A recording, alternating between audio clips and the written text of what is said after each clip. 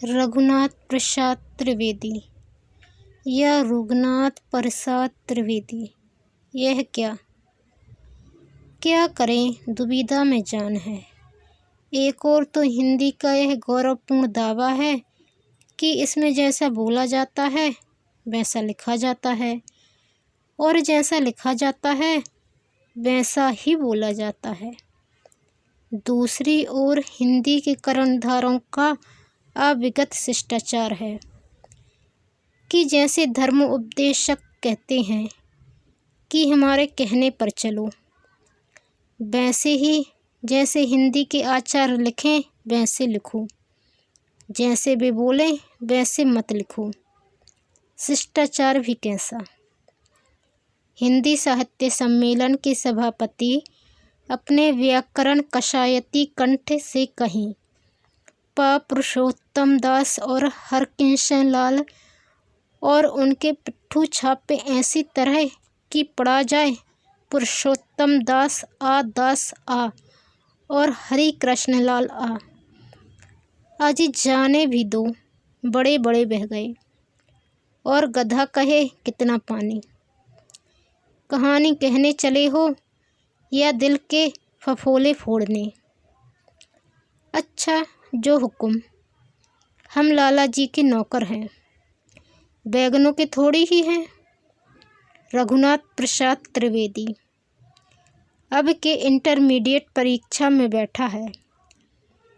उसके पिता दारसूरी के पहाड़ के रहने वाले और आगरे के बुझातिया बैंक के मैनेजर हैं। बैंक के दफ्तर के पीछे चौक में उनका तथा उनकी स्त्री का 12 मकान है। बाबू बड़े सीधे, अपने सिद्धांतों के पक्के और खरे आदमी हैं, जैसे पुराने ढंग के होते हैं। बैंक के स्वामी इन पर इतना भरोसा करते हैं कि कभी छुट्टी नहीं देते, और बाबू काम के इतने पक्के हैं कि छुट्टी मांगते नहीं। ना बाबू वैसे कट्टर सनातनी हैं कि बिना मुँह धोए ही तिलक लगाकर स्टेशन पर दरभंगा महाराज के स्वागत को जाएं, और ना ऐसे समाजी ही हैं कि खिचड़ी लेकर तोड़ फोड़ गढ़ लंका का करने दौड़ें। उसूलों के पक्के हैं। हाँ, उसूलों के पक्के हैं। सुबह का एक प्याला चाय पीते हैं तो ऐसा कि जेठ में भी नहीं छोड़ते, और माघ में भी 1 के 2 नहीं करते। उड़द की दाल खाते हैं, क्या मजाल कि बुखार में भी मूंग की दाल का एक दाना खा जाएं। आजकल के MA BA पास वालों को हंसते हैं कि शेक्सपियर और बेकन चाट जाने पर भी वे दफ्तर के काम की अंग्रेजी चिट्ठी नहीं लिख सकते। अपने ज़माने के साथियों को सराहते हैं जो शेक्सपियर के 2-3 नाटक न पढ़कर सारे नाटक पढ़ते थे, डिक्शनरी से अंग्रेजी शब्दों की लैटिन धातु याद करते थे। अपने गुरु बाबू प्रकाश बिहारी मुखर्जी की प्रशंसा रोज करते थे कि उन्होंने लाइब्रेरी इम्तिहान पास किया था। ऐसा कोई दिन ही बीतता होगा। नेगोशिएबल इंस्ट्रूमेंट एक्ट के अनुसार होने वाली तातीलों को मत गिनिए कि जब उनके लाइब्रेरी इम्तिहान का उपाख्यान नए BA हेड क्लर्क को उसके मन और बुद्धि की उन्नति के लिए उपदेश की तरह नहीं सुनाया जाता हो। लाट साहब ने मुखर्जी बाबू को बंगाल लाइब्रेरी में जाकर खड़ा कर दिया। राजा हरिश्चंद्र के यज्ञ में बलि के खूंटे में बंधे हुए सुनह सेब की तरह बाबू अलमारियों की ओर देखने लगे। लाट साहब मनचाहे जैसी अलमारियों से मनचाहे जैसी किताब निकालकर मनचाहे जहाँ से पूछने लगे। सब अलमारियाँ खुल गईं, सब किताबें चुक गईं। लाट साहब की बाहें दुख गई, पर बाबू कहते कहते नहीं थके। लाट साहब ने आने हाथ से बाबू को एक घड़ी दी और कहा कि अंग्रेजी विद्या का छिलका ही भर जानता हूँ, तुम उसकी गिरी खा चुके हो। यह कथा पुराण की तरह रोज कही जाती थी। इन उसूल धन बाबूजी का एक उसूल यह भी था कि लड़के का विवाह छोटी उम्र में नहीं करेंगे। इनकी जाति में 5-5 वर्ष की कन्याओं के पिता लड़के वालों के लिए वैसे मुहैया रहते हैं जैसे पुष्कर की झील में मगरमच्छ नहाने वालों के लिए, और वे कभी कभी दरवाजे पर धरना देकर आ बैठते थे कि हमारी लड़की लीजिए, नहीं तो हम आपके द्वार पर प्राण दे देंगे। उसूलों के पक्के बाबूजी इनके भय से देश ही नहीं जाते थे, और वे कन्या पिता रूपी मगरमच्छ अपनी पहाड़ी गोहे को छोड़कर आगरे आकर बाबूजी की निंद्रा को भंग करते थे। रघुनाथ की माता को सास बनने का बड़ा चाप था। जहाँ वह कुछ कहना आरंभ करती कि बाबूजी बैंक के लेजर बुक खोलकर बैठ जाते या लकड़ी उठाकर घूमने चल देते। बहस करके स्त्रियों से आज तक कोई नहीं जीता, पर मस्ट मार कर जीत सकता है। बाबू के पड़ोस में एक विवाह हुआ था। उस घर की मालकिन लाहना बांटती हुई रघुनाथ जी की माँ के पास आई। रघुनाथ की माँ ने नई बहू को आशीष दी और स्वयं मिठाई रखने तथा बहू की गोद में भरने के लिए कुछ मेवा लाने भीतर गई। इधर मोहल्ले की वृद्धा ने कहा, 15 बरस हो गए लाहना लेते लेते, आज तक एक बतासा भी इनके यहाँ से नहीं मिला।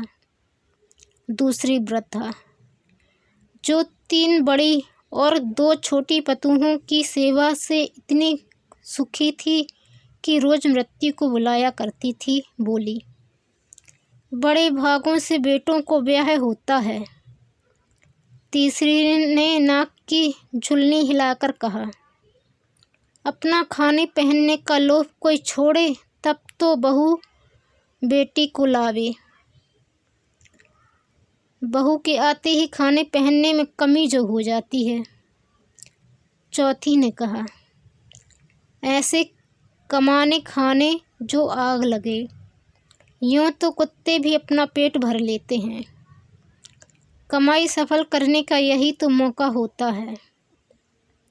इसके पति ने 4 बेटों के विवाह में मकान और जमीन गिरवी रख दिए थे और कम से कम अपने जीवन भर के लिए कंगाली का कंबल ओढ़ लिया था। अवश्य ही ये सब बातें रघुनाथ की माँ को सुनाने के लिए कही गई थीं। रघुनाथ की माँ भी जानती थी कि ये मुझे सुनाने को कही जा रही हैं, परंतु उसके आते ही मोहल्ले की एक और ही स्त्री की निंदा चल पड़ी, और रघुनाथ की माँ यह जानकर भी कि उस स्त्री के पास जाते ही मेरी भी ऐसी ही निंदा की जाएगी, हंसते हंसते उसकी बातों में सम्मति देने लग गई। पतोहियों से सुखिनी बुढ़िया ने एक हल्के से अनुदात से कहा, अब तू रघुनाथ का ब्याह इस साल तो करोगी? उसके चाचा जाने गहने तो बनवा रहे। रघुनाथ की माँ ने वैसे ही हल्के उदात से उत्तर दिया। उसके अनुदात को यह समझ गई और इसके उदात को बेसब। स्वर्ग का विचार हिंदुस्तान के मर्दों की भाषा में भले ही ना रहा हो, स्त्रियों की भाषा में उससे अब भी कई अर्थ प्रकाश किए जाते हैं। मैं तुम्हें सलाह देती हूँ कि जल्दी रघुनाथ का ब्याह कर लो। कलयुग के दिन हैं, लड़का बोर्डिंग में रहता है, बिगड़ जाएगा। आगे तुम्हारी मर्जी। क्यों बहन, सच है ना? तुम क्यों नहीं बोलती? मैं क्या कहूँ, मेरे रघुनाथ सा बेटा होता तो अब तक पोता खिलाती। यूँ और 2-4 बातें करके वह स्त्री दल चला गया और गृहिणी के हृदय समुद्र को कई विचारों की लहरों में दलकता हुआ छोड़ गया। सायंकाल भोजन करते समय बाबू बोले, इन गर्मियों में रघुनाथ का ब्याह कर देंगे। स्त्री ने पहले ही लेजर और छड़ी छिपाकर ठान ली थी कि आज बाबूजी को दबाऊंगी कि पड़ोसियों की बोलियां नहीं सही जाती। अचानक रंग पहले चढ़ गया। पूछने लगी, हैं, आज यह कैसे सूझी? दारसूरी से भैया की चिट्ठी आई है। बहुत कुछ बातें लिखी हैं। कहा है कि तुम तो परदेसी हो गए। यहाँ 4 महीने बाद बृहस्पति सिंहस्थ हो जाएगा। फिर 1.5-2 वर्ष तक ब्याह नहीं होंगे। इसलिए छोटी छोटी बच्चियों के ब्याह हो रहे हैं। बृहस्पति के सह के पेट में पहुँचने के पहले कोई 4-5 वर्ष की लड़की नहीं बचेगी। फिर जब बृहस्पति कहीं शेर की दाढ़ में से जीता जागता निकल आया तो ना बराबर का घर मिलेगा, ना जोड़ की लड़की। तुम्हें क्या है, गांव में बदनाम तो हम हो रहे हैं। मैंने अभी 2-3 घर रोक रखे हैं, तुम जानो। अब कि मेरा कहना ना मानोगे तो मैं तुमसे जन्म भर बोलने का नहीं। भैया ठीक तो कहते हैं। मैं भी मानता हूँ कि अब लड़के को 19वां वर्ष है। अब के इंटरमीडिएट पास हो जाएगा। अब हमारी नहीं चलेगी। देवर भौजाई जैसा नचाएंगे वैसा ही नाचना पड़ेगा। अब तक मेरी चली यही बहुत हुआ। भैया की कहो, मेरा कहना तो 5 वर्ष से मान रहे हो। अच्छा, अब जिदो मत। मैंने 2 महीने की छुट्टी ली है। छुट्टी मिलते ही देश चलते हैं। बच्चा को लिख दिया है कि इम्तिहान देकर सीधा घर चला आ। 10-15 दिन में आ जाएगा। तब तक हम घर भी ठीक कर लें और दिन भी। अब तुम आगरे बहू को लेकर आओगी। स्त्री ने सोचा, बतासे वाली बुढ़िया का उलाहना तो मिटेगा। बाछा, मेरे हाल में आपका क्या जी लगेगा? गरीबों का क्या हाल? रब रोटी देता है। दिन भर मेहनत करता हूँ, रात पड़े रहता हूँ। बाछा, तुम जैसे साईं लोगों की बरकत से मैं हज कर आया, ख्वाजा का उर्स देख आया। 3 बेले नमाज पढ़ लेता हूँ और मुझे क्या चाहिए? बादशाह, मेरा काम टट्टू चलाना नहीं है। अब तो इस मोती की कमाई खाता हूँ। कभी सवार ले जाता हूँ, कभी लादा। 2.5 मण कणक पा लेता हूँ तो 2 पौली बच जाती है। रब की मर्जी। मेरा अपना घर था। सिंहों के वक्त की माफ़ी ज़मीन थी। नाते पड़ोसियों में मेरा नाम था। मैं धामपुर के नवाब का खाना बनाता था और मेरे घर में से उसके जनाने में पकाती थी। एक रात को मैं खाना बना खिला के अपनी मंजरी पर सोया था कि मेरे मौला ने मुझे आवाज़ दी, लाही लाही हज कर आ। मैं आंखें मलकर खड़ा हो गया, पर कुछ दिखा नहीं।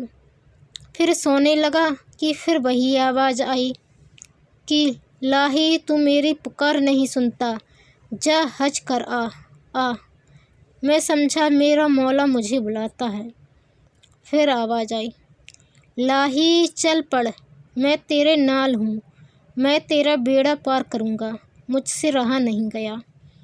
मैंने अपना कंबल उठाया और आधी रात को चल पड़ा। बादशाह, मैं रातों चला, दिनों चला, भीख मांगकर चलते चलते बम्बई पहुँचा। वहाँ मेरे पल्ले टका नहीं था, पर एक हिंदू भाई ने मुझे टिकट ले लिया। काफ़िले के साथ मैं जहाज़ पर चढ़ गया। वहीं मुझे 6 महीने लगे, पूरी हज की। जब लौटा तो रास्ते में जहाज़ भटक गया। एक चट्टान पानी के नीचे थी, उससे टकरा गया। उसके पीछे की दोनों लालटेन ऊपर आ गईं और वे हमें शैतान की सी आँख दिखाने देने लगीं। सबने समझा मर जाएंगे, पानी में गोर बनेगी। कप्तान ने छोटी किश्तियाँ खोलीं और उसमें हाजियों को बैठा कर छोड़ दिया। मर्द का बच्चा आप अपनी जगह से नहीं टला। जहाज़ के नाल डूब गया। अंधेरे में कुछ सूझता नहीं था।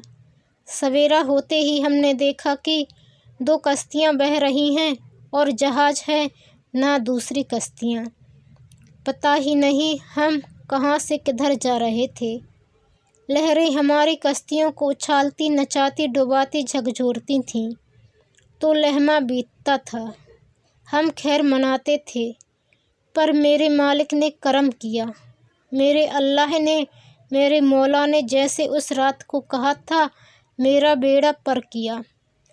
3 दिन 3 रात हम बेपते रहे। चौथे दिन माल के जहाज ने हमको उठा लिया और छठे दिन कराची में हमने दुआ की नमाज पढ़ी। पीछे सुना कि 300 हाजी मारे गए। वहाँ से मैं ख्वाजा की जिरायत को चला। अजमेर शरीफ में दरगाह का दीदार पाया। इस तरह बादशाह 7.5 महीने पीछे मैं घर आया। आकर घर देखता हूँ कि सब पटरा हो गया है। नवाब जब सवेरे उठा तो उसने नाश्ता मांगा। नौकरों ने कहा कि इलाही का पता नहीं, बस वह जल गया। उसने मेरा घर फुकवा दिया, मेरी ज़मीन अपनी रखवाल के भाई को दे दी और मेरी बीवी को लौंडी बनाकर कैद कर लिया। मैं उसका क्या ले गया था? अपना कंबल ले गया था और पिछले 3 महीने की तलब अपनी पेटी में उसके बावर्ची खाने में रख गया था। भला मेरा मौला बुलावे और मैं ना जाऊं, पर उसको जो 1 घंटा देर से खाना मिला, इससे बढ़कर और गुनाह क्या होता।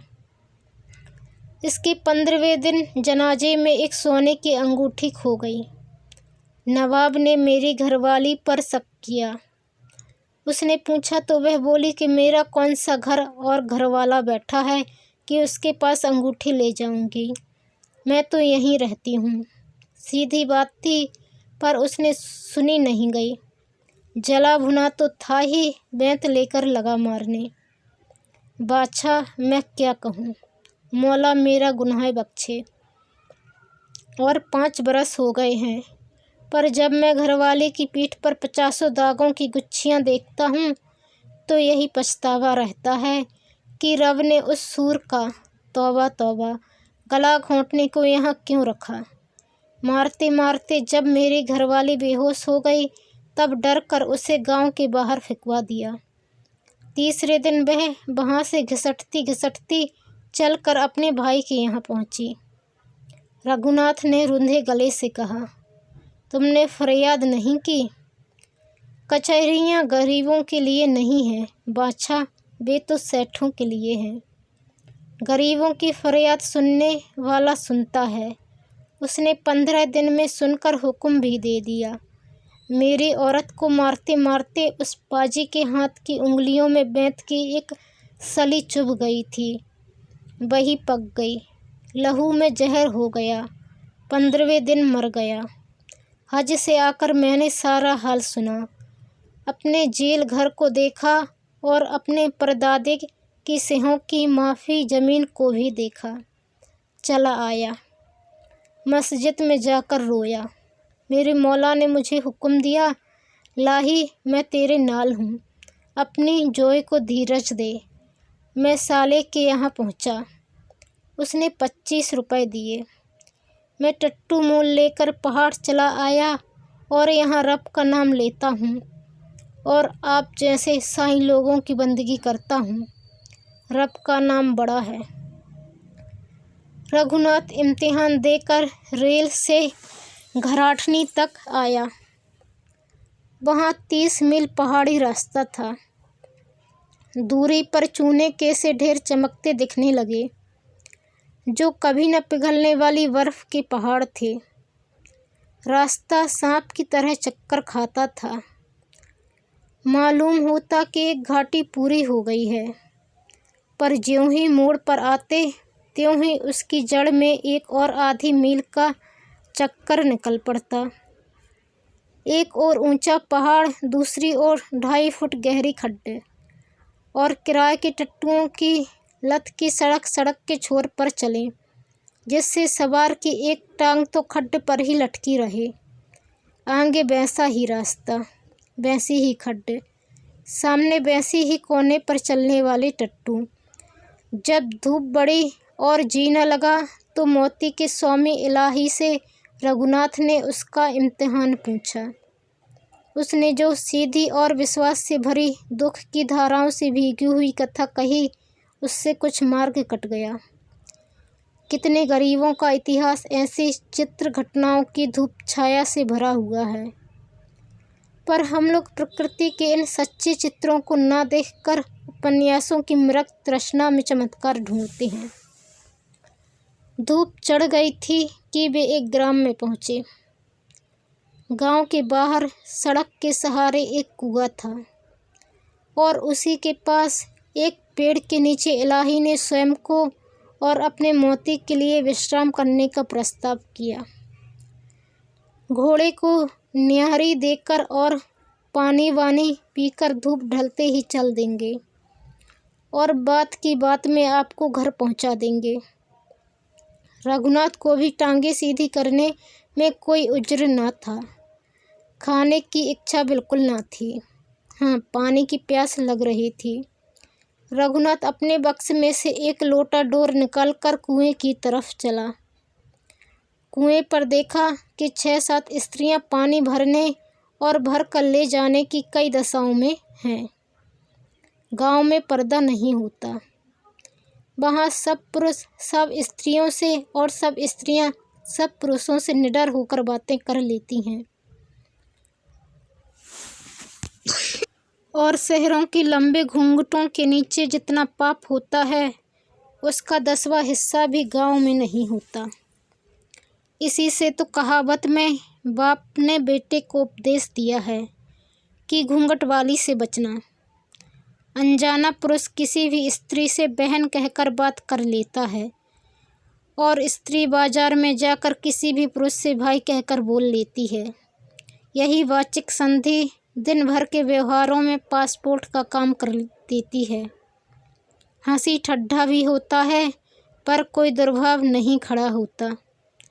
राजपूताने के गांव में स्त्री ऊंट पर बैठी निकल जाती है और खेतों के लोग मामी जी चिल्लाया करते हैं। ना उनका अर्थ उस शब्द से बढ़ कर कुछ होता है और ना वह चिढ़ती है। एक गांव में बारात जीमने बैठी। उस समय स्त्रियां समधियों को गाली गाती हैं, पर गालियां ना गाई जाती देख नागरिक सुधारक बाराती को बड़ा हर्ष हुआ। वह ग्राम के एक वृद्ध से कह बैठा, बड़ी खुशी की बात है कि आपके यहाँ इतनी तरक्की हो गई है। बुढ़ा बोला, हाँ साहब, तरक्की हो रही है। पहले गालियों में कहा जाता था फलाने की फलानी के साथ और अमुक की अमुक के साथ। लोग लुगाई सुनते थे, हंसते थे। अब घर घर में बेही बातें सच्ची हो रही हैं। अब गालियाँ गाई जाती हैं तो चोरों की दाढ़ी में तिनका निकलते हैं। तभी तो आंदोलन होते हैं कि गालियाँ बंद करो क्योंकि वे चुभती हैं। रघुनाथ यदि चाहता तो किसी भी पानी भरने वाले से पानी पीने को मांग लेता, परंतु उसने अब तक अपनी माता को छोड़कर किसी स्त्री से कभी बात नहीं की थी।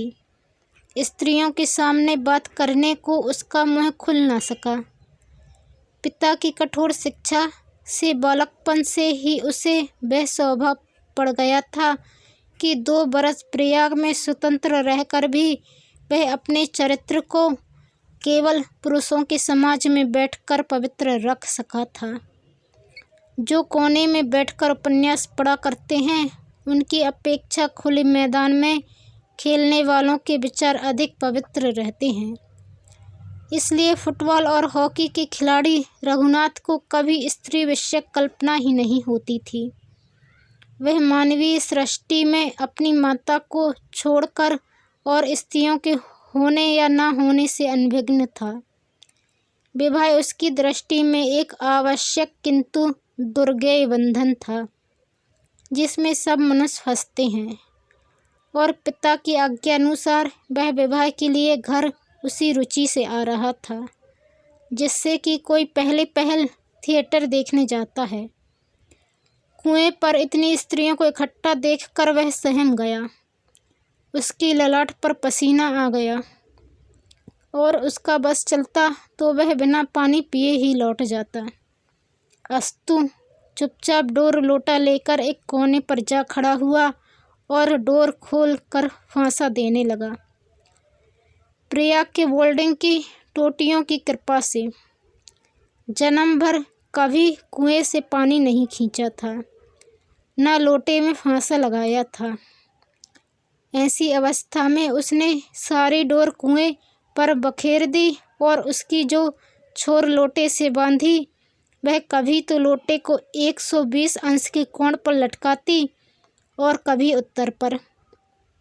डोर के बट जब खुलते हैं तब वह बहुत पैंच खाती है। इन पैंचों में रघुनाथ की बाहें भी उछल गईं। सिर नीचे किए ज्यों ही वह डोर को सुलझाता था त्यों ही वह उलझती जाती थी। उसे पता नहीं था कि गांव की स्त्रियों के लिए वह अद्भुत कौतुक नयनोत्सव हो रहा था। धीरे धीरे टीका टिप्पणी आरंभ हो गई। एक ने हंसकर कहा, पटवारी है, पैमाइश की जरीब फैलाता है। दूसरी बोली, ना, बाजीगर है, हाथ पांव बांधकर पानी में कूद पड़ेगा और फिर सूखा निकल आएगा। तीसरी बोली, क्यों लल्ला, घर वालों से लड़कर आए हो? चौथी ने कहा, क्या कुएं में दवाई डालोगे? इस गांव में तो बीमारी नहीं है। इतने में एक लड़की बोली, काहे की दवाई और कहाँ का पटवारी, अनाड़ी है, लोटे में फांसा देना नहीं आता। भाई, मेरे घड़े को मत कुएं में डाल देना, तुमने तो सारी मेड़ ही रोक ली। यूँ कहकर वह सामने आकर अपना घड़ा उठाकर ले गई। पहली ने पूछा, भाई तुम क्या करोगे? लड़की बात काट कर बोल उठी, कुएं को बांधेंगे। पहली, अरे बोल तो। लड़की, माँ ने सिखाया नहीं। संकोच, प्यास, लज्जा और घबराहट से रघुनाथ का गला रोक रहा था। उसने खांस कर कंठ साफ करना चाहा। लड़की ने भी वैसे ही आवाज़ की। इस पर पहली स्त्री बढ़कर आगे आई और डोर उठाकर कहने लगी, क्या चाहते हो, बोलते क्यों नहीं? लड़की, फारसी बोलेंगे। रघुनाथ ने शर्म से कुछ आंखें ऊंची की, कुछ मुंह फेर कर कुएं से कहा, मुझे पानी पीना है, लोटे से निकाल लूँगा। लड़की, परसों तक। स्त्री बोली, तो हम पानी पिला दें? ला भगवंती, गगरी उठा ला, इनको पानी पिला दें। लड़की गगरी उठा लाई और बोली, ले मामी के पालतू, पानी पी ले, शर्मा मत, तेरी बहू से नहीं कहूँगी। इस पर सारी स्त्रियां खिलखिलाकर हंस पड़ीं। रघुनाथ के चेहरे पर लाली दौड़ गई और उसने यह दिखाना चाहा कि मुझे कोई देख नहीं रहा है। अद्यपि 10-12 स्त्रियां उसके भौचक्केपन को देख रही थीं। सृष्टि के आदि से कोई अपनी झेप छिपाने को समर्थ न हुआ न होगा। रघुनाथ उल्टा झेप गया। नहीं नहीं, मैं आप ही। लड़की, कुएं में कूद के? इस पर एक और हंसी का फव्वारा फूट पड़ा। रघुनाथ ने कुछ आंखें उठाकर लड़की की ओर देखा। कोई 14-15 बरस की लड़की, शहर की छोकरियों की तरह पीली और दुबली नहीं, हष्ट पुष्ट और प्रसन्न मुख, आँखों के डेले काले, कोई सफ़ेद नहीं, कुछ मटिया नीले और पिघलते हुए। यह जान पड़ता था कि डेले अभी पिघल कर बह जाएंगे। आँखों में चौतरंग हंसी, होंठों पर हंसी और सारे शरीर पर निरोग स्वास्थ्य की हंसी। रघुनाथ की आंखें और नीली हो गईं। स्त्री ने फिर कहा, पानी पी लो जी, लड़की खड़ी है।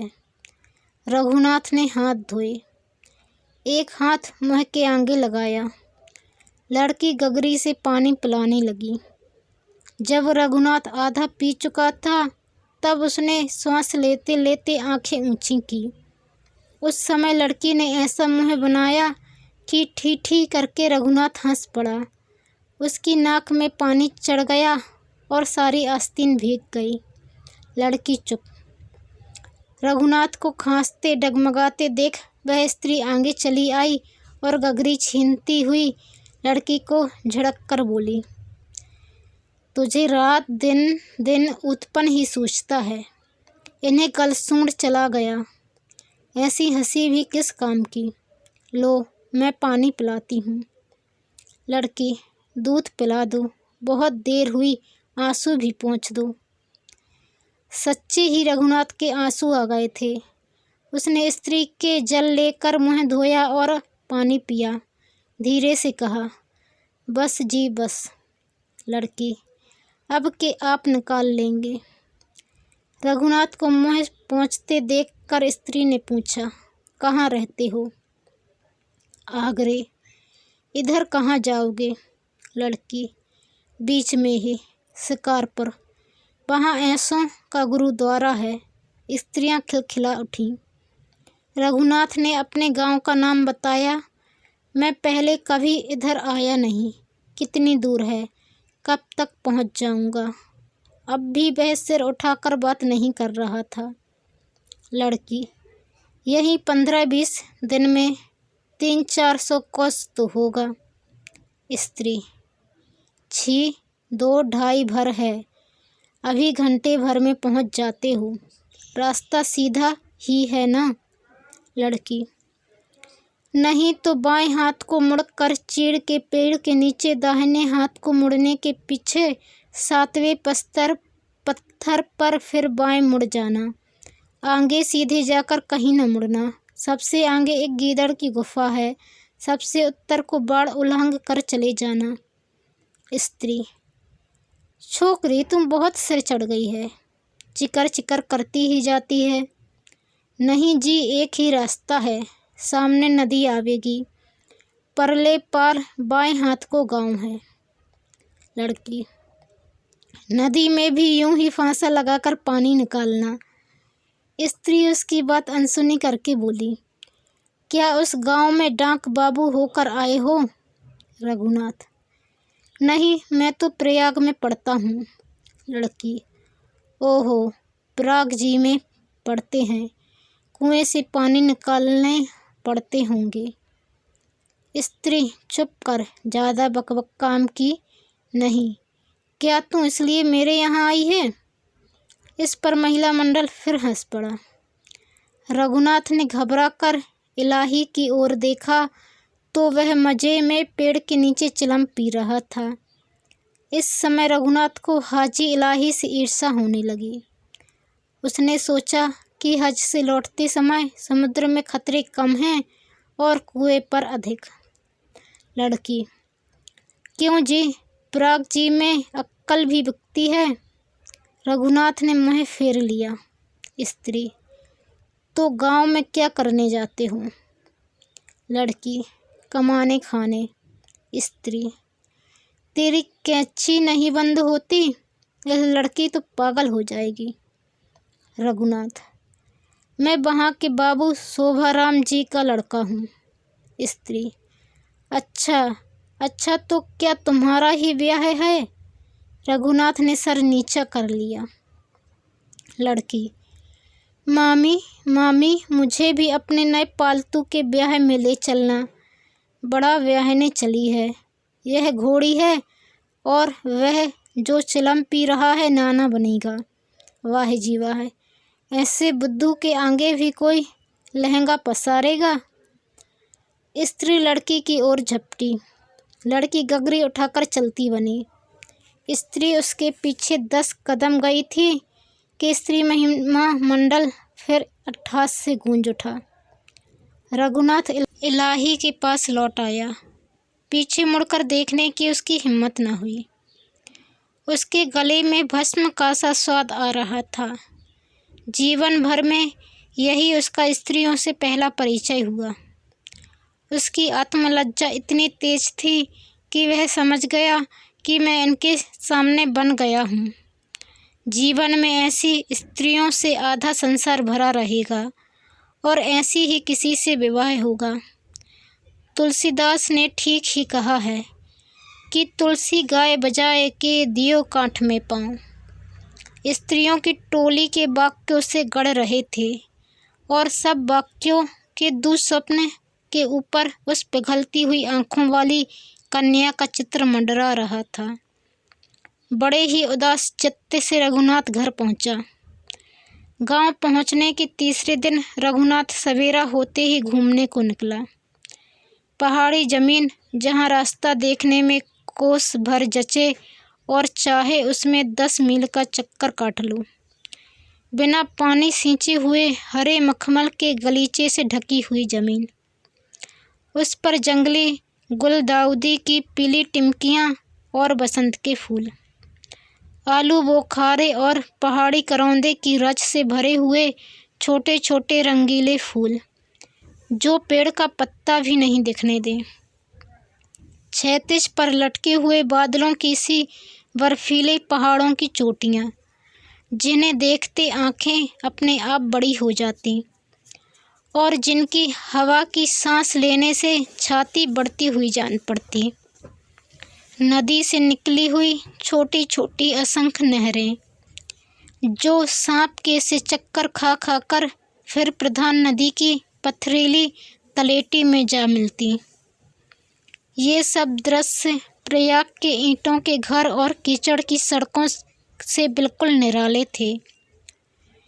चलते चलते रघुनाथ का मन नहीं भरा और घाटी के उतार चढ़ाव की गिनती ना करके वह नदी के चक्करों की सीध में हो लिया।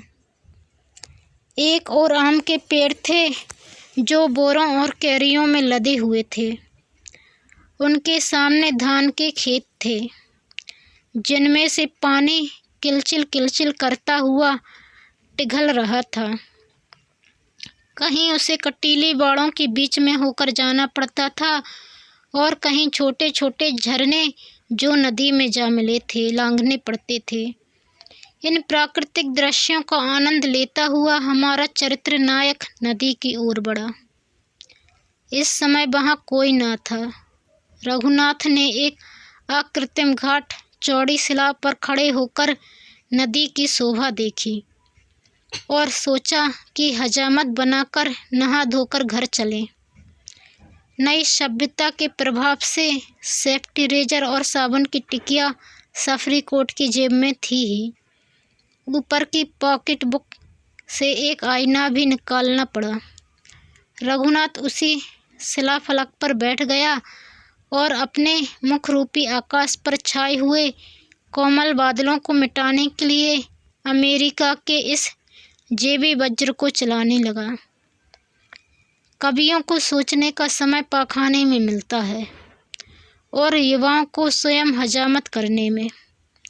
यदि ना ही होता तो संसार के समाचारों से वही गजक चाट जाता। इसकी वैज्ञानिक युक्ति मुझे एक थियोसॉफिस्ट ने बताई थी। वह बहुत से तर्क और कुतर्कों में सिद्ध कर रहा था कि पुरानी चालों में सूक्ष्म वैज्ञानिक रहस्य भरे पड़े हैं।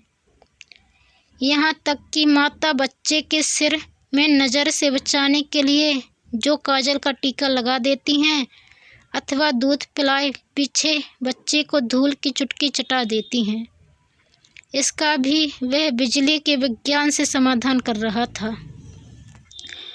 उसने कहा था कि हजामत बनाते या बनवाते समय रोम खुल जाने से मस्तिष्क तक के स्नायु तारों की बिजली हिल जाती है और वहाँ विचार शक्ति की खुजलाहट पहुँच जाती है। अस्तु, रघुनाथ की खुजलाहट का आरंभ यूँ हुआ कि वह नदी सहस्त्रों वर्षों से यूँ ही बह रही है और यूँ ही बहती जाएगी।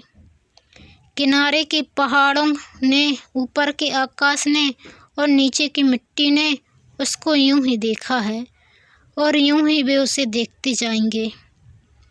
यही क्या, नदी का प्रत्येक परमाणु अपने आने वाले परमाणु की पीठ को और पीछे वाले परमाणु के सामने देखता जाता है, अथवा क्या पहाड़ को या तलेटी को नदी की खबर है? क्या नदी के कारण परमाणु को दूसरे की खबर है? मैं यहाँ बैठा हूँ, इन परमाणुओं को, इस पत्थरों को, इन बादलों को मेरी क्या खबर है? इस समय आगे पीछे ऊपर नीचे कौन मेरी परवाह करता है?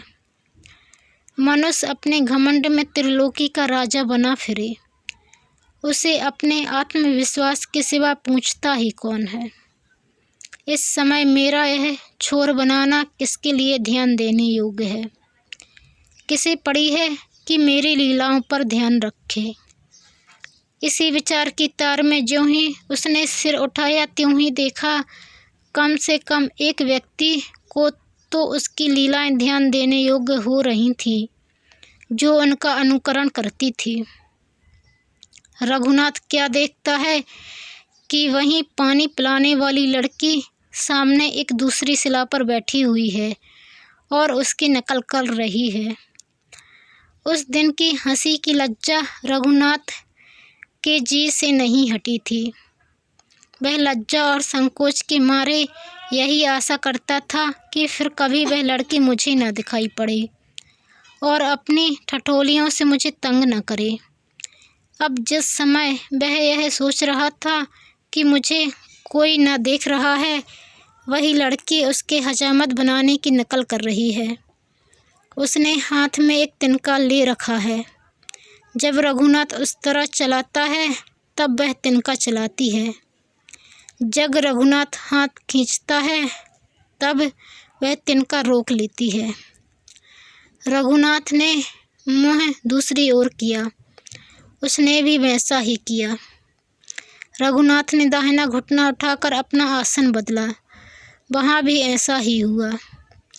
रघुनाथ ने बाईं हथेली धरती पर टेक कर अंगड़ाई ली।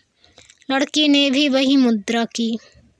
ये प्रयोग रघुनाथ ने यह निश्चय करने के लिए ही किए थे कि यह लड़की क्या वास्तव में मेरा मखौल कर रही है। उसने हल्का सा खंकारा उधर से सुना। अब संदेह नहीं रह गया। ऐसे अवसर पर बुद्धिमान लोग जो करना चाहते हैं वही रघुनाथ ने किया। अर्थात वह मुँह बदलकर अपना काम करता गया और उसने विचार किया कि मैं उधर ना देखूंगा। इस विचार का वही परिणाम हुआ जो ऐसे विचारों का होता है।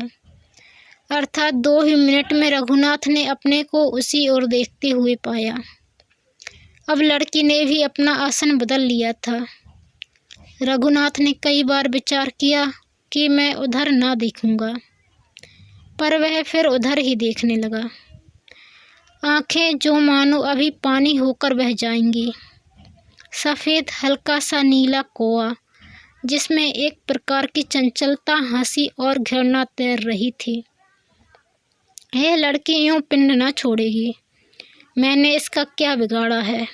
इससे पूछूं तो फिर वैसे बताएगी, पर खैर आज तो अकेली यही है। इसकी चोटों पर साधुवाद करने के लिए महिला मंडल तो नहीं है। यह सोचकर रघुनाथ ने जोर से खंकारा। वही जवाब मिला। उसने हाथ बढ़ाकर अंगड़ाई ली, वहाँ भी अंग तोड़े गए। रघुनाथ ने एक पत्थर उठाकर नदी में फेंका। उधर ढेला फेंका गया और खलब करके पानी में बोला। वह बिना वचनों की छेड़ रघुनाथ से सही न गई। उसने एक छोटी सी कंकरी उठाकर लड़की की शिला पर मारी। जवाब में वैसी ही एक कंकरी रघुनाथ की शिला में आ बजी। रघुनाथ ने दूसरी कंकरी उठाकर फेंकी तो लड़की के समीप जा पड़ी। इस पर एक कंकरी आकर रघुनाथ के पॉकेट बुक के आईने पर पट्टे से बोली और उसे फोड़ गई। रघुनाथ कुछ चिढ़ गया। उसकी हिम्मत कुछ बढ़ गई। अब के उसने जो कंकरी मारी कि वह लड़की के हाथ पर जा लगी। इस पर लड़की ने हाथ को झट से उठाया और स्वयं उठी। जहाँ रघुनाथ बैठा था वहाँ आई और उसके देखते देखते उसने सामने से टोपी, उस्तरा और पॉकेट बुक और साबुन की बट्टी को उठाकर नदी की ओर बढ़ी। जितना समय इस बात को लिखने और बाँचने में लगा, उतना समय भी नहीं लगा कि उसने सबको पानी में फेंक दिया। रघुनाथ उसके हाथ को नदी की ओर बढ़ते हुए देख उसका तात्पर्य समझकर किम कर्तव्य विमूढ़ सा हो गया। ज्यों ही 2 कदम आगे धरता है कि पंकाली शिला पर उसका पैर फिसला और वह धड़ाम से सर के बल पानी में गिर पड़ा।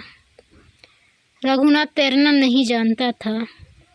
यद्यपि वह मित्रों के पास जाकर दारागंज की गंगा में नहा आया था, परंतु चाहे कितना ही तैराक हो, औंधे सिर पानी में गिरने पर तो गोता खा ही जाता है। रघुनाथ का सिर पैंदे के पास पहुंचते ही उसने 2 गोते खाए और सीधा होते होते उसकी सांस टूट गई। यूं तो नदी में पानी रघुनाथ के सिर से कुछ ही ऊंचा था, पर धीरज से उसके पैर टिक जाते तो वह हाथ फटफटा कर किनारे आ सकता, क्योंकि वह बहुत दूर नहीं गया था। पर फिसलन की घबराहट, सांस का टूटना, गले में पानी भर जाना, नीचे दलदल, इस सब से वह भौचक होकर 20-30 हाथ बढ़ाता ही चला गया। नदी की तलेटी में चट्टान थी, जो पानी के बहाव से क्रमशः खिरती जाती थी। वहाँ पानी का नाला कुछ जोर से बढ़कर चक्कर खाता था। वहाँ पहुंचकर पानी कम होने पर भी, हाथ पैर मारने पर भी रघुनाथ के पैर नहीं टिके और उछलता हुआ पानी उसके मुंह में गया। वह नदी के बहाव की ओर जाने लगा। बालिका ने जान लिया कि बिना निकाले वह पानी से निकल न सकेगा। वह झट सारी से कछोटा कसकर पानी में कूद पड़ी। जल्दी से तैरती हुई आकर उसने रघुनाथ का हाथ पकड़ना चाहा कि इतने में रघुनाथ एक और चक्कर काटकर सिर पानी के नीचे करके खांसने लगा। लड़की के हाथ उसकी चमड़े की पेटी आई थी, जो उसने पतलून के ऊपर बांध रखी थी।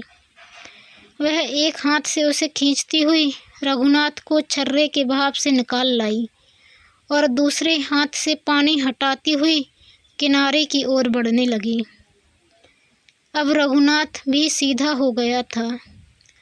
पानी चीरने में खड़ा या मुड़ा आदमी लेटे हुए की अपेक्षा बहुत दुखदाई होता है। हाँफती हुई कुमारी ने बड़राए हुए रघुनाथ को किनारे लगाया। रघुनाथ मुँह और बालों का पानी निचोड़ता हुआ तरबतर कुर्ते और पतलून से धाराएं बहाता हुआ चट्टान में जा बैठा। 5-7 बार खांसने पर, आंखें पोंछने पर उसने देखा कि भीगी हुई कुमारी उसके सामने खड़ी है और उन्हीं पिघलती हुई आँखों से घृणा, दया और हंसी झलकाती हुई कह रही है कि इस अनाड़ी के सामने भी कोई अपना लहंगा पसारेगी। ये सब घटनाएं इतनी जल्दी जल्दी हुई थीं कि रघुनाथ का सिर चकरा रहा था। अभी पानी की गूंज कानों को ढोल किए हुए था और मानसिक क्षोभ और लज्जा में वह पागल सा हो रहा था।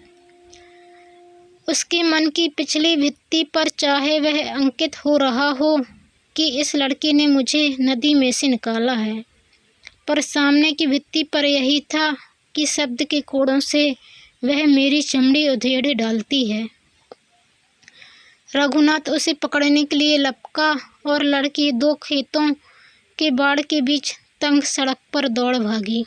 रघुनाथ पीछा करने लगा। गांव की लड़कियां हड्डियों और गहनों का बंडल नहीं होती। वहाँ वे दौड़ती हैं, कूदती हैं, हंसती हैं, गाती हैं, खाती हैं और पहनती हैं। नगरों में आकर वे खूंटे में बंधकर कुम्हलाती हैं, पीली पड़ जाती हैं, भूखी रहती हैं, सोती हैं, रोती हैं और मर जाती हैं। रघुनाथ ने मील की दौड़ में इनाम पाया था। उस समय का दौड़ना उसके बहुत गुण बैठा। पानी में गोते खाने के पीछे की सारी शून्यता मिटने लगी। 5 मील दौड़ने पर लड़की जितने हाथ आगे बढ़ती थी वे घटने लगे। 100 गज और जाते जाते अचानक चीख मारकर लड़खड़ाकर वह गिरने लगी। रघुनाथ उसके पास जा पहुंचा। अवश्य ही रघुनाथ के इतने हंफाने वाले श्रम के और मानसिक क्षोभ के पीछे यही भाव था कि इस लड़की को गुस्ताखी के लिए दंड दूं। रघुनाथ ने उसे दोनों बाहें डालकर पकड़ लिया। रघुनाथ के लिए स्त्री का और उस लड़की के लिए पुरुष का यह पहला स्पर्श था। रघुनाथ कुछ सोच भी ना पाया था कि मैं क्या करूं। इतने में लड़की ने मुँह उसके सामने करके अपनी नखों से उसकी पीठ में और बगल में तेज चुटकियां काटी। रघुनाथ की बाहें ढीली हुई पर क्रोध नहीं। उसने एक मुक्का लड़की की नाक पर जमाया। लड़की सांस लेते रुकी। इतने में दौड़ने के वेग से जो अभी ना रुका था और मुक्के से दोनों नीचे गिर पड़े। दोनों धूल में लोटमलोट हो गए। रघुनाथ धूल झाड़ता हुआ उठा।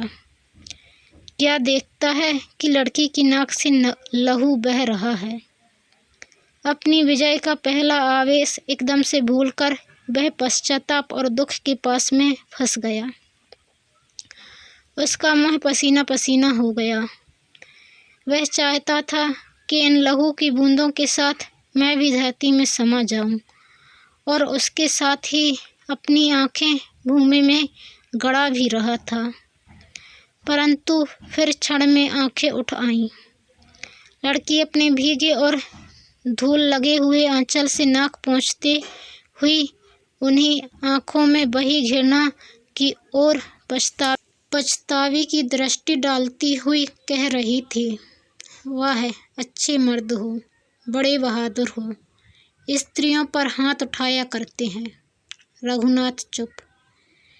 बाह्य प्राग जी में खूब इल्म पड़ा, स्त्रियों पर हाथ उठाते होंगे। रघुनाथ ने नीचे सिर से आंखें न उठाकर कहा, मुझसे बड़ी भूल हो गई। मुझे पता ही नहीं था कि मैं क्या कर रहा हूँ।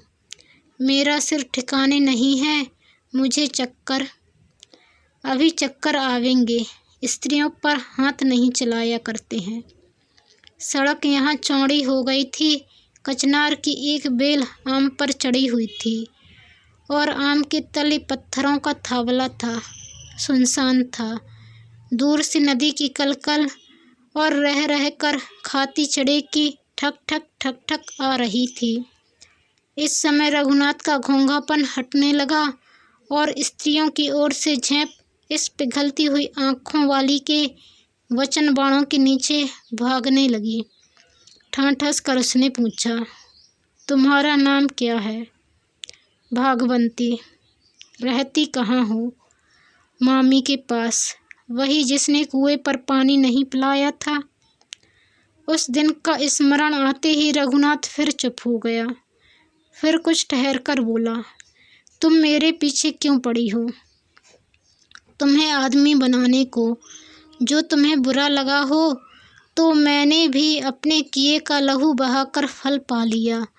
एक सलाह दे जाती हूँ। क्या? कल से नदी में नहाने मत जाना। क्यों? गोते खाओगे तो कोई बचाने वाला नहीं मिलेगा। रघुनाथ झेंपा पर संभल कर बोला, अब कोई मेरी जान बचाएगा तो मैं पीछा नहीं करूँगा, 2 गाली भी सुन लूँगा। इसलिए नहीं मैं आज अपने बाप के यहाँ जाऊँगी। तुम्हारा घर कहाँ है?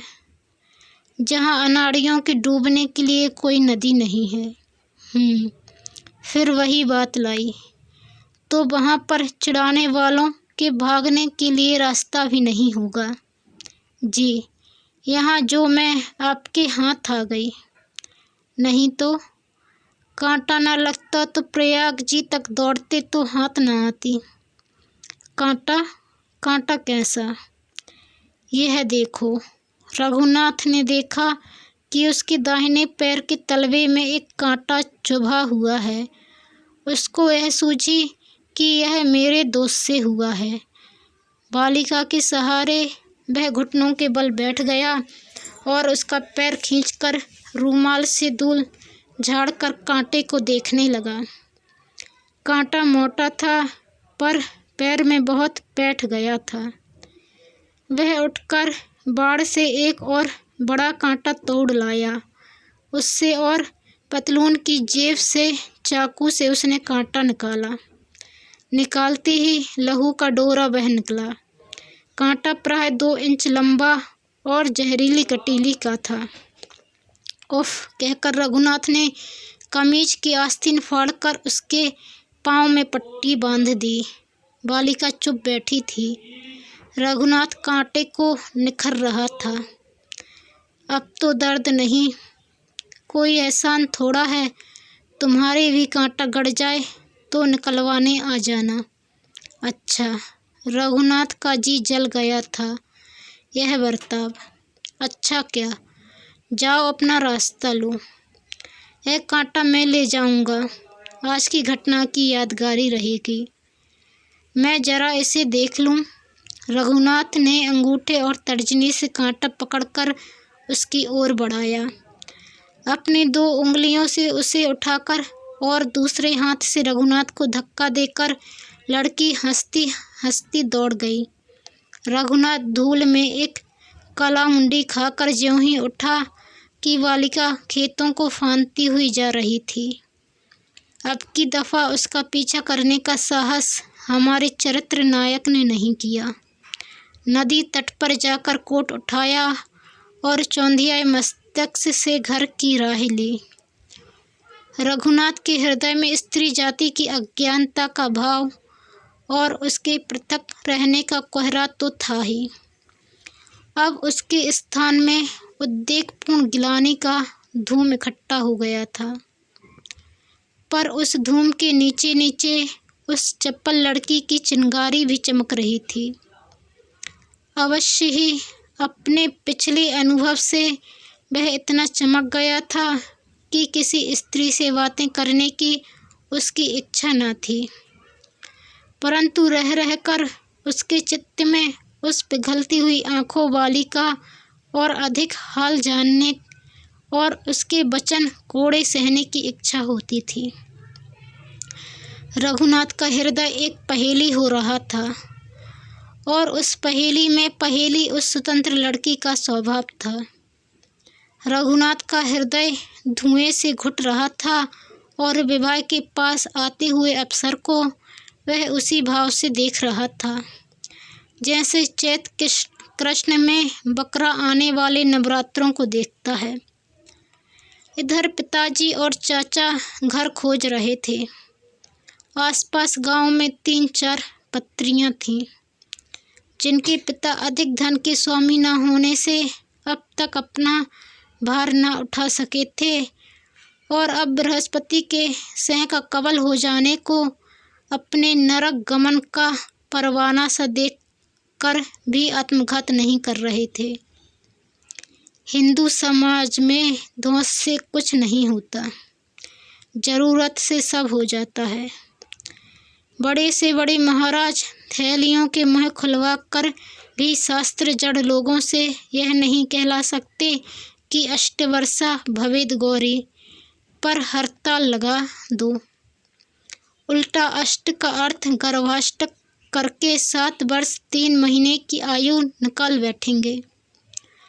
परंतु कभी शुक्र का छिपना और कभी बृहस्पति का भागना, कभी घर का ना मिलना और कभी पल्ले पैसे न होना, कभी नाड़ी विरोध और कभी कुछ समझदार आदमी चाहें तो कन्या को 14-15 वर्ष की करके काशीनाथ से लेकर आजकल के महामहोपाध्यायों तक को अंगूठा दिखला सकता है।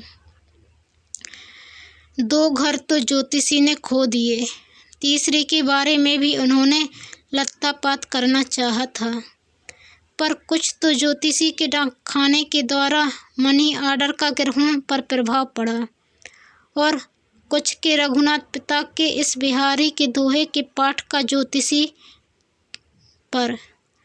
सुत पितु मारक जोग लखी उपजियो हिये अति सोए, पुनि विहिंसो पुन जोए सी सुत लखी जारज जोए। विधि मिल गई, झंडीपुर में सगाई निश्चित हुई। 20 दिन पीछे बारात चढ़ेगी और रघुनाथ का विवाह होगा। कन्यादान के पहले और पीछे वर कन्या को ऊपर एक दुशाला डालकर एक दूसरे का मुँह दिखाया जाता है। उस समय दूल्हा दुल्हन जैसे व्यवहार करते हैं, उससे ही उनके भविष्य दाम्पत्य सुख का थर्मामीटर मानने वाली स्त्रियां बहुत ध्यान से उस समय के दोनों के आकार विकार को याद रखती हैं। जो हो, झंडीपुर की स्त्रियों में यह प्रसिद्ध है कि मुँह दिखौनी के पीछे लड़के का मुँह सफ़ेद फक्क हो गया और विवाह में जो कुछ होम वगैरह उसने किए वे पागल की तरह, मानो उसने कोई भूत देखा था। और लड़की ऐसी गुम हुई कि उसे काटो तो खून नहीं। दिन भर चुप रही और बड़राई आँखों से ज़मीन देखती रही, मानो उसे भी भूत दिख रहे हों। स्त्रियों ने इन लक्षणों को बहुत अशुभ माना था। दुल्हन डोले में विदा होकर ससुराल आ रही थी। रघुनाथ घोड़े पर था। दोपहर चढ़ने से कहारों और बारातियों ने एक बड़ की छाया के नीचे बावड़ी के किनारे डेरा लगाया कि रोटी पानी करके और धूप काट के चलेंगे। कोई नहाने लगा, कोई चूल्हा सुलगाने लगा। दुल्हन पालकी का पर्दा हटाकर हवा ले रही थी और अपने जीवन की स्वतंत्रता के बदले में पाई हुई हथकड़ियों और चांदी की बेड़ियों को निरख रही थी। मनुष्य पहले पशु है, फिर मनुष्य। सभ्यता या शांति का भाव पीछे आता है, पहले पाशविक बल और विजय का। रघुनाथ ने पास आकर कहा, क्या कहा था? ऐसे मर्द के आगे कौन लहंगा पसारेगी? सिर पालकी के भीतर करके बालिका ने पर्दा डाल लिया। रघुनाथ ने यह नहीं सोचा कि उसके जी पर क्या बीतती होगी। उसने अपनी विजय मानी और उसी की अकड़ में बदला लेना ठीक समझा। हाँ, फिर तो कहना, इस बुद्धू के आगे कौन लहंगा पसारेगी? चुप। क्यों? अब वह कैंची से जीभ कहाँ गई? चुप। कहाँ तो रघुनाथ छेड़ से चिढ़ता था, अब कहाँ वह स्वयं छेड़ने लगा। उसकी इच्छा पहले तो यह थी कि यह बोली कभी न सुनूं, परंतु अब वह चाहता था कि मुझे फिर वैसे ही उत्तर मिले। विवाह के पहले अचंभे के पीछे उसने दुख की आह के साथ ही साथ एक संतोष की आह भरी थी, क्योंकि पहले दिन की घटनाओं ने उसके हृदय पर एक बड़ा अद्भुत परिवर्तन कर दिया था। कहो जी, अब प्रयाग वालों को अकल सिखाने आई हो? अब इतनी बात कैसे सुनी जाती है? मैं हाथ जोड़ती हूँ, मुझसे मत बोलो, मैं मर जाऊँगी। तो नदी में डूबते बुद्धुओं को कौन निकालेगा? अब रहने दो, यहाँ से हट जाओ। क्यों? क्यों क्या? अब इस चक्की में ऐसा ही पिसना है, जन्म भर का रोग है, जन्म भर का रोना है। नहीं, मुझे अकल सिखाने का। रघुनाथ ने व्यंग से आरंभ किया था, पर इतने में एक कहार चिलम में तम्बाकू डालने आ गया। भूमिका की सफाई बिना कहे और बिना हुए ही रह गई। हिंदू घरों में कुछ दिनों तक दंपति चोरों की तरह मिलते हैं। यह संयुक्त कुटुंब प्रणाली का बर या साप है। रघुनाथ ने ऐसे चोरों के अवसर आगरे आकर ढूंढने आरंभ किए, पर भागवंती टल जाती थी। उसने रघुनाथ को एक भी बात कहने का या सुनने का मौका न दिया। जुलाई में रघुनाथ इलाहाबाद जाकर 3rd ईयर में भर्ती हो गया। दशहरे और बड़े दिन की छुट्टियों में आकर उसने बहुतेरा चाहा कि 2 बातें कर सके, पर भागवंती उसके सामने ही नहीं होती थी। हाँ, कई बार उसे यह संदेह हुआ कि वह मेरी आहट पर ध्यान रखती और छिप छिप कर मुझे देखती है, पर ज्यों ही वह इस सूत भर आगे बढ़ता कि भागवंती लोप हो जाती। पढ़ने की चिंता में विघ्न डालने वाली अब उसको यह नई चिंता लगी। यह बात उसके जी में जम गई कि मैंने अमानुष निर्दयता से उस भोली ठोली में उसके सीधे हृदय को दुखा दिया है। परंतु कभी कभी यह सोचता कि क्या दोष मेरा ही है। उसने क्या कम जाति की थी? जो ताने तिसने उस समय उसके हृदय को बहुत ही चीरते हुए जान पड़े थे, वे अब उसकी स्मृति में बहुत प्यारे लगने लगे। सोचता था कि मैं ही आकर क्षमा मांगूंगा। जिन जांघों ने उसका पीछा किया था उन्हें बांधकर उसके सामने पड़ कर कहूँगा कि उस दिन वाली चाल से मुझे कुचलती हुई चली जा, अथवा कह दूँगा कि उसी नदी में मुझे ढकेल दे। यूँ तरह तरह के तर्क वितर्कों से उसका समय कटने लगा।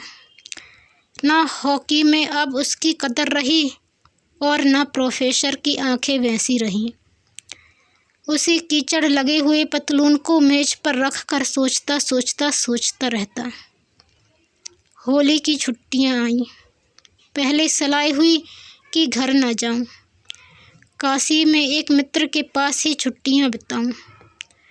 उस मित्र ने प्रसंग चलने पर कहा, हाँ भाई, वह के पीछे पहली होली है, तुम काहे को चलते हो। वह रघुनाथ के हृदय के भार को क्या समझ सकता था। रघुनाथ ने हंस कर बात टाल दी। रात को सोचा कि चलो छुट्टियों में बोर्डिंग में ही रहूं, पास ही पब्लिक लाइब्रेरी है, दिन कट जाएंगे। रात को जब सोया तो पिघलती हुई आंखें, वही नाक से बहता हुआ खून और वह आंसुओं से ना ढकने वाली हंसी। नींद ना आ सकी। जैसे कोई सपने में चलता है वैसे बेहोशी में ही सवेरे टिकट लेकर गाड़ी में बैठ गया। पता नहीं कि मैं किधर जा रहा हूँ।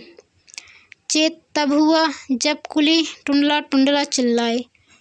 रघुनाथ चौंका। अच्छा, जो हो, अब की दफ़ा फिर उद्योग करूँगा, यूँ कहकर हृदय को दृढ़ करके घर पहुँचा। होली का दिन था। जैसे कोजागर पूर्णिमा को चोरों के लिए घर के दरवाजे खुले छोड़कर हिंदू सोते हैं, वैसे माता पिता टल गए थे। माँ पकवान पका रही थी और बाप भी कहीं थे। रघुनाथ भीतर पहुँचा। भागवंती सिर पर हाथ धरे हुए कोने में बैठी थी। उसे देखते ही खड़े हो गई। वह दरवाजे की तरफ चढ़ने ना पाई थी कि रघुनाथ बोला, ठहरो, बाहर मत जाना। वह ठहर गई। घूंघट खींचकर कोने की पीढ़ी के बान को देखने लगी। कहो, कैसी हो? आज तुमसे बातें करनी हैं। चुप। प्रसन्न रहती हो? कभी मेरे भी याद करती हो? चुप। मेरी छुट्टियां 3 ही दिन की हैं। चुप। तुम्हें मेरी कसम है, चुप मत रहो। कुछ बोलो तो जवाब दो। पहले की तरह ताने ही से बोलो। मेरी शपथ है, सुनती हो? मेरे कानों में पानी थोड़े ही भर गया है। हाँ, बस यूँ ठीक है। कुछ भी कहो, पर कहती जाओ। अच्छा होता यदि तुम मुझे उस दिन ना निकालती और डूब जाने देती। अच्छा होता यदि मेरा कांटा ना निकालते और पैर गलकर मैं मर जाती। तुमने कहा था कि कोई एहसान थोड़ा है, कांटा गड़ जाए तो मैं भी निकाल दूंगी। हाँ, निकाल दूंगी। कैसे? उसी कांटे से। उसी कांटे से? वह है कहाँ? मेरे पास। क्यों? कब से? जब से पतलून ट्रंक में बंद होकर आगरे गई तब से। ना मालूम पीढ़ी का बान कैसा अच्छा था। निगाहें उस पर से नहीं हटी। शायद तांत गिनी जा रही थी। अनाड़ी की बात की नकल करती हूँ। गिनती पूरी हो गई। अब अपने नखों की बारी आई। क्यों? फिर चुप। हाँ, नखों पर से ध्यान नहीं हटा। रघुनाथ ने छत की ओर देखकर कहा, अनाड़ियों की पीठ नख आजमाने के लिए अच्छी होती है। नख छिपा लिए गए। कांटा निकालोगी? हाँ, कांटा छत में थोड़ा ही है तो कहाँ है। मैं तो अनाड़ी हूँ, मुझे लल्लू पत्तू करना नहीं आता, साफ कहना जानता हूँ। सुनो। यह कहकर रघुनाथ बढ़ा और उसने उसके दोनों हाथ पकड़ लिए। उसने हाथ न हटाए। उस समय मैं जंगली था, वहशी था, अधूरा था। मनुष्य जब तक स्त्री की परछाई नहीं पा लेता तब तक पूरा नहीं होता। मेरे बुद्धूपन को क्षमा करो। मेरे हृदय में तुम्हारे प्रेम का एक भयंकर कांटा गड़ गया है। जिस दिन तुम्हें पहले पहल देखा उस दिन से वह गड़ रहा है और अब तक गड़ा जा रहा है। तुम्हारी प्रेम की दृष्टि से मेरा यह सूल हटेगा। घूंघट के भीतर जहाँ आंखें होनी चाहिए वहाँ कुछ गीलापन दिखा। देखो, मैं तुम्हारे प्रेम के बिना जी नहीं सकता। मेरा उस दिन का रूखापन और जंगलीपन भूल जाओ। तुम मेरी प्राण हो, मेरा कांटा निकाल दो। रघुनाथ ने एक हाथ उसकी कमर पर डालकर उसे अपनी ओर खींचना चाहा। मालूम पड़ा कि नदी के किनारे का किला नींव के गल जाने से धीरे धीरे धंस रहा है। भागवंती का बलवान शरीर निस्सार होकर रघुनाथ के कंधे पर झूल गया। कंधा आंसुओं से गीला हो गया। मेरा कसूर, मेरा गवारपन, मैं उजड्ड, मेरा अपराध, मेरा पाप। मैंने क्या कह डाला। घिघी बंध गई। उसका मुंह बंद करने का एक ही उपाय था। रघुनाथ ने वही किया।